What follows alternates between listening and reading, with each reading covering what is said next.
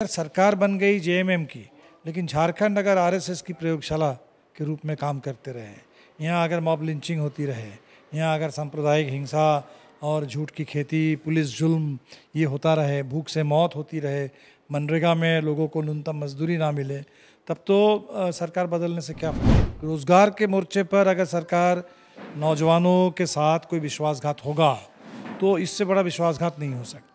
भाषा को और नियोजन को अलग करना चाहिए। नियोजन को अगर जोड़ना है तो स्थानीयता की एक बेहतर नीति के साथ जोड़ना चाहिए। अगर महंगाई को सरकार नहीं रोकती तो हमें लगता है कि सरकार का बने रहने का कोई हक नहीं है। कि एक तरफ देश में भारतीय जनता पार्टी एक बहुत बड़ी खतरनाक एजेंडे के साथ बहुत खतरे के रूप में है। और भारतीय जनता पार्टी की ताकत जितनी मजबूत हो रही है उतना ही हम देख रहे हैं कि देश में लोकतंत्र और जो संघीय ढांचा है, संवैधानिक संघीय ढांचा है, नागरिकों का अधिकार में भी कटौती, राज्यों के अधिकारों में भी कटौती। बीते 2 अप्रैल से भाकपा माले की 3 दिवसीय केंद्रीय कमेटी की बैठक संपन्न हो गई है। हमारे साथ भाकपा माले के महासचिव दीपांकर भट्टाचार्य हैं। सर, सबसे ज़्यादा जो चीज़ें जिस पर चर्चा हुई और पूरा देश चर्चा कर रहा है, लोग चिंतित हैं, तो वो महंगाई है। महंगाई को लेकर के आप लोग आंदोलन भी थे। एक तात्कालिक आंदोलन हमने जो कहा है कि 7 अप्रैल से 13 अप्रैल पूरे देश भर में प्रदर्शन हो, पेट्रोल, डीजल, रसोई गैस और उसके चलते तमाम जो ज़रूरत की चीज़ें हैं उसकी कीमत लगातार बढ़ रही है। तो महंगाई बहुत बड़ा मुद्दा है और सरकार बिल्कुल इससे लगता है कि बेखबर है।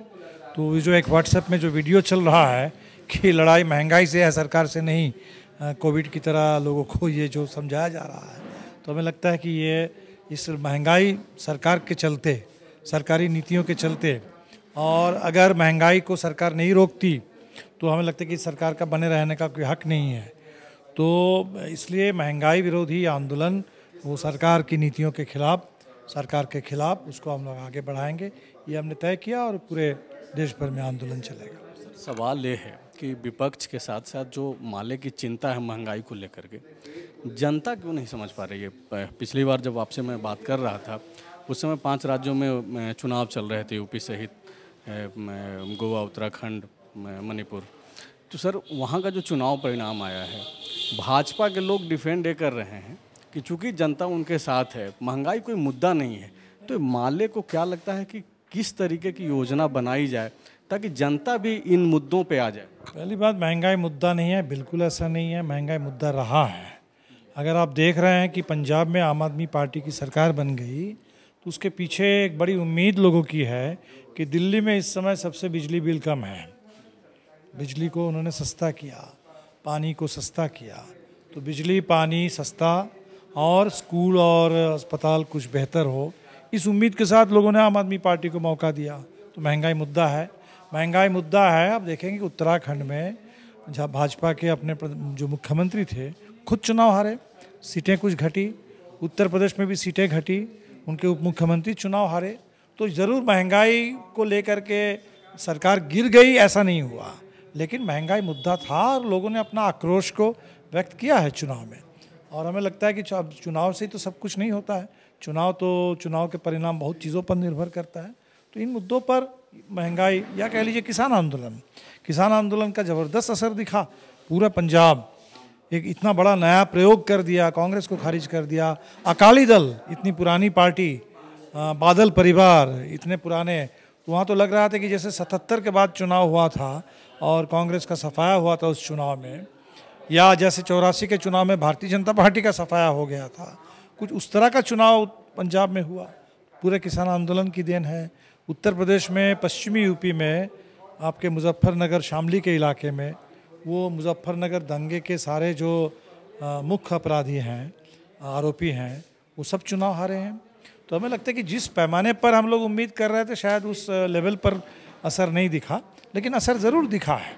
आप ये बोल रहे हैं सर कि आंदोलनों का प्रभाव चुनावी राजनीति पर पड़ा, लेकिन जिस तरीके से एक्सपेक्टेशंस विपक्षी पार्टियों को और माले को था वो नहीं हो पाया। इसीलिए आप अभी जब प्रेस कॉन्फ्रेंस को संबोधित कर रहे थे तो आप एक बात भी बोले कि चुनावी राजनीति और आंदोलन को जो है और नज़दीक लाने की ज़रूरत है। तो ये कैसे संभव? कोशिश से ही संभव होगा। आंदोलन तेज हो रहा है और हमें लगता है कि पार्टियों को भी एहसास हो रहा है जिन पार्टियों का अब देखिए, जैसे आम आदमी पार्टी को तो खैर बड़े फ़ायदे में रहने वाली पार्टी है। भ्रष्टाचार विरोधी आंदोलन का भी पूरा फ़ायदा उनको दिल्ली में मिला था। अब किसान आंदोलन का भी एक तरीके से बैठे बैठे उनको फ़ायदा बहुत मिल गया है। लेकिन ऐसे सिर्फ नहीं चल सकता।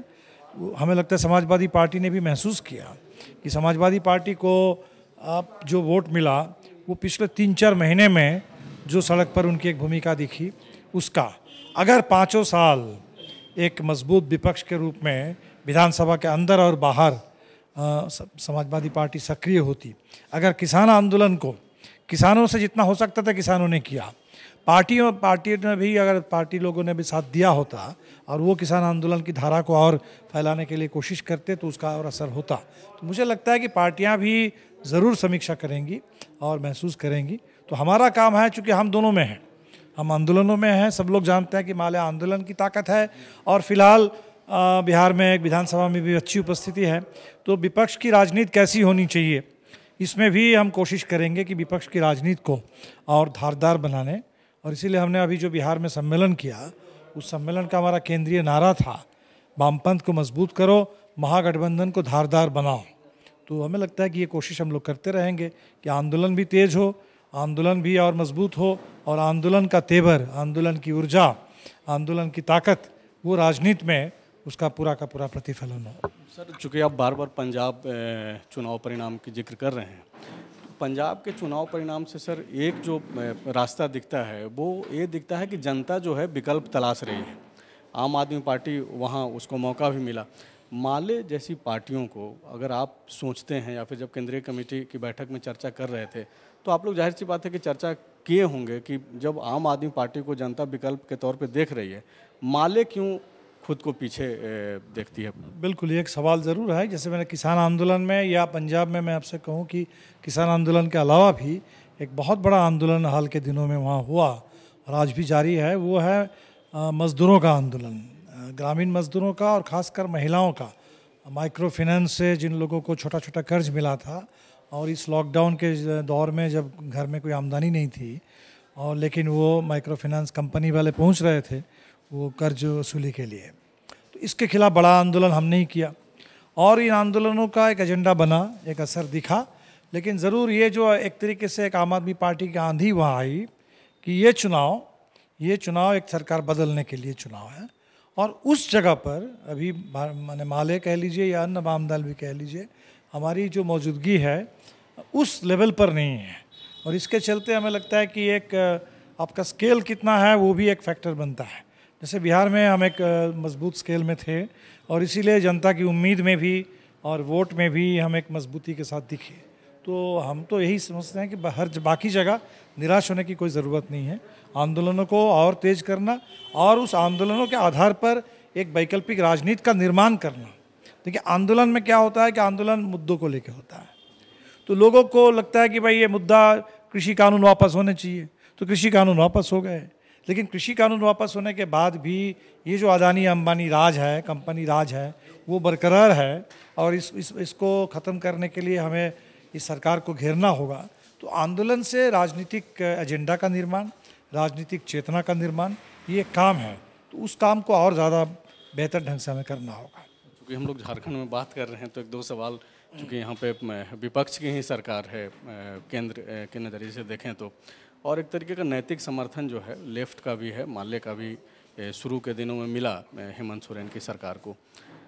हेमंत सोरेन जब विपक्ष के नेता के तौर पे जब चुनावी भाषणों में जब भाषण देते थे, अपनी बात रख रहे थे, तो उन्होंने कहा था कि पहले साल में जो है 5 लाख सरकारी नौकरी देंगे। उन्होंने नौकरी की बात कही थी, हालांकि कोरोना का हवाला दिया, लोग मान भी गए। अब बजट सत्र के दौरान उन्होंने यह कह दिया कि उन्होंने नौकरी की बात कही ही नहीं। मतलब कुल मिलाकर के ऐसा था कि 2 करोड़ नौकरी जो केंद्र का वायदा था, उस तरीके से ये भी पलट गए। अब माले जैसी पार्टियां कैसे इन चीज़ों को आपने देखा भी होगा कि विधानसभा के अंदर, अब विनोद जी की भूमिका को देखिए तो हमें लगता है कि हम लोग कहीं कोई समर्थक की भूमिका में नहीं हैं। हम बिल्कुल एक जनपक्ष के देखिए, हमने कहा कि हमारे लिए पक्ष विपक्ष क्या होता है, हम जनता का पक्ष, जनता का पक्ष लेकर के हम विधानसभा में पहुंचते हैं और जनता के पक्ष में, न्याय के पक्ष में, सच के पक्ष में आवाज़ बुलंद करते हैं। तो विधानसभा में भी हम लोग बिल्कुल आवाज़ हमारी तेज़ है, बुलंद है। और बाहर कैसे और आंदोलन तेज किया जा सकता है, रोज़गार के मोर्चे पर अगर सरकार नौजवानों के साथ कोई विश्वासघात होगा तो इससे बड़ा विश्वासघात नहीं हो सकता। तो और इसीलिए हमने पिछले दिनों जब यहाँ भाषा और नियोजन को जोड़ करके एक बड़ा संकट की परिस्थिति बन रही थी, हमने कहा कि भाषा को और नियोजन को अलग करना चाहिए। नियोजन को अगर जोड़ना है तो स्थानीयता की एक बेहतर नीति के साथ जोड़ना चाहिए। तो उस मामले में भाषा वाले सर्कुलर को हम लोगों ने वापस कराया और अभी एक स्थानीयता की ठीक से नीति बने और रोज़गार में वो एक तरीके से जो तमाम रिक्त पद हैं उसको सबसे पहले पूरा किया जाए और बड़े रोज़गार के अवसर पैदा किए जाए, रोज़गार की गारंटी की जाए। दूसरा हम कहेंगे रोज़गार के साथ साथ झारखंड में अगर सरकार बन गई जेएमएम की, लेकिन झारखंड अगर आरएसएस की प्रयोगशाला के रूप में काम करते रहे, यहाँ अगर मॉब लिंचिंग होती रहे, यहाँ अगर सांप्रदायिक हिंसा और झूठ की खेती, पुलिस जुल्म ये होता रहे, भूख से मौत होती रहे, मनरेगा में लोगों को न्यूनतम मजदूरी ना मिले, तब तो सरकार बदलने से क्या फ़ायदा हुआ। इसीलिए हमें लगता है कि सरकार को इस पर भी काम करना होगा कि झारखंड के अंदर मानवाधिकार, आदिवासियों के अधिकार, जल जंगल ज़मीन का अधिकार, ग्राम सभा का अधिकार, जितने फर्जी मुकदमे हुए हैं उन सारे मुकदमों की वापसी, जितने आदिवासी जेल में ऐसे बंद पड़े हुए हैं उन सबकी रिहाई, जो फादर स्टैन स्वामी का एक बहुत ही जिस उनके लिए एक मुद्दा था जिसके लिए कैंपेन करते रहे। तो एक तरीके से लोकतंत्र की गारंटी हो सभी मोर्चे पर। सरकार को इसका काम करना पड़ेगा। सरकार जितना करे ना करे, हम तो ज़रूर करेंगे, सड़क पर लड़ेंगे। एक आखिरी सवाल ये है कि चूँकि विपक्ष की सरकार यहाँ पर है, हेमंत सोरेन उसका नेतृत्व कर रहे हैं, दीपंकर भट्टाचार्य जो बातें कह रहे हैं कि लोकतंत्र की गारंटी सुनिश्चित हो ऐसी सरकारों में जिसकी वकालत जो है आप लोग भी करते रहे हैं, तो क्या आप खुद जो है मुख्यमंत्री से मिलने की कभी कोशिश करते हैं? चूँकि आप इस तरीके के कार्यक्रम में दिखते नहीं, हम लोग नहीं देख पाते हैं, तो मुख्यमंत्री से कभी मिलने की कोशिश की है कि भाई आपको जो जिम्मेवारी दी गई है उस पर आप? हमें लगता है हम मिले या विनोद जी मिले उससे कोई फ़र्क नहीं है। हम लोग या हमारे राज्य सचिव मिले, अब मेरा तो आना जाना कम होता है, या उसमें एक आध बारी हमें एक बारी शायद मुलाकात हुई थी मुख्यमंत्री बनने से पहले। मुख्यमंत्री बनने के बाद मुलाकात का मौका नहीं आया। तो उसमें हमें लगता है कि हमारी पार्टी की बात रेगुलर उनके पास ज़रूर पहुंच रही है। और ये सिर्फ यहाँ की बात नहीं है, हमने कहा अभी प्रेस वार्ता में कि हमारे सामने ज़रूर ये एक सवाल है और ये हमारी पार्टी का कोई सवाल नहीं है, एक तरीके से लोगों के सामने सवाल है कि एक तरफ देश में भारतीय जनता पार्टी एक बहुत बड़ी खतरनाक एजेंडे के साथ बहुत खतरे के रूप में है।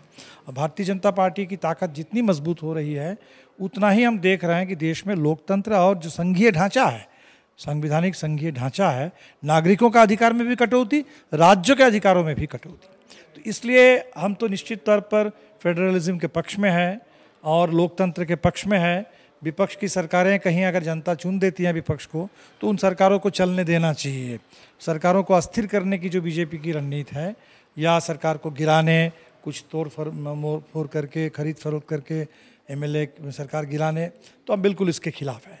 लेकिन हमारे लिए उतना ही महत्वपूर्ण सवाल है कि इन विपक्षी सरकारों से जनता की जो उम्मीद है वो पूरा हो। इससे भी बड़ा सवाल खड़ा हो गया। अभी बंगाल में तृणमूल कांग्रेस की सरकार है, हमने कहा था कि no vote to BJP, Trinamool Congress को फ़ायदा मिला। और अब तृणमूल कांग्रेस की सरकार में अगर जनसंहार हो रहा है, अगर देवचा पचामी में बड़े पैमाने पर आदिवासी अगर विस्थापित हो रहे हैं, तो निश्चित तौर पर बड़ा मुद्दा बनता है और वहाँ सड़क पर भी हम लोग बिल्कुल इसके लिए लड़ रहे हैं। तो हमें ये दोनों लड़ाई को कंबाइन करना है, केंद्र सरकार के खिलाफ, भारतीय जनता पार्टी के खतरनाक एजेंडे के खिलाफ, लोकतंत्र पर, संविधान पर हमले के खिलाफ, पूरे देश में व्यापक विपक्षी एकता और बड़े आंदोलन की एकता, ये भी हमारे लिए प्राथमिकता है। लेकिन इसका मतलब ये नहीं निकालना चाहिए कि संबंधित राज्यों में हम कोई सरकारी समर्थक दल है या हम सरकार को रियायत देंगे या हम चुप रहेंगे, ये नहीं। हम कहीं भी चुप नहीं रहेंगे, हम हर जगह बोलेंगे, मांगेंगे और हक के पक्ष में, सच के पक्ष में खड़े रहेंगे। शुक्रिया सर बातचीत करने के लिए। आप दीपंकर भट्टाचार्य को सुन रहे थे, जो कि ये बोल रहे थे कि संवैधानिक मूल्यों के आधार पर जनता के पक्ष में भाकपा माले का आंदोलन चलते रहेगा, भले ही वो सरकार किसी की भी हो। शुक्रिया। Like, share and subscribe. www.thefollowup.in